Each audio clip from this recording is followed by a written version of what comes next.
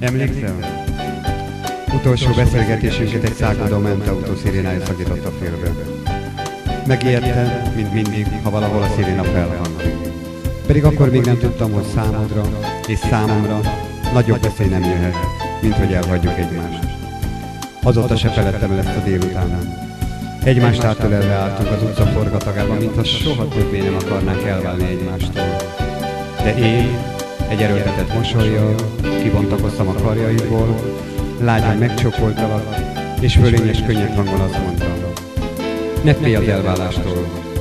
A távollét olyan, mint a szél, a kis tüzeket kioltja, a nagyokat fellobbantja, a nagyokat fellobbantja.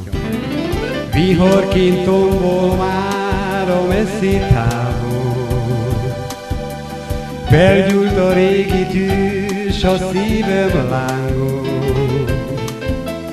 Eszembe jutnak mind a meghitt órák, egy ablak és a te kis szobád.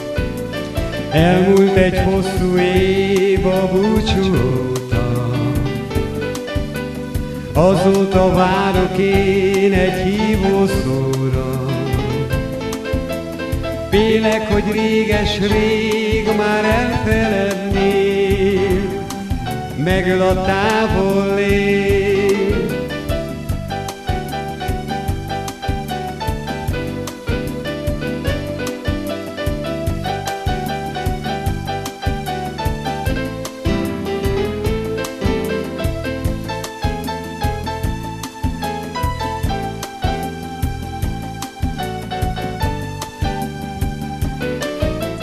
Elmúlt egy hosszú év a búcsú óta,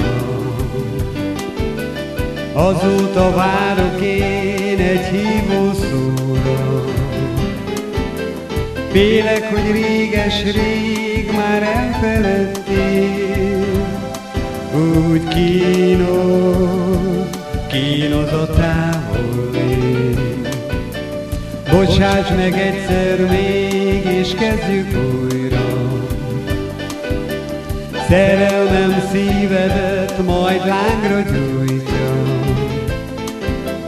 Megadnék mindent én egy ölelésért, egyetlen csókodért.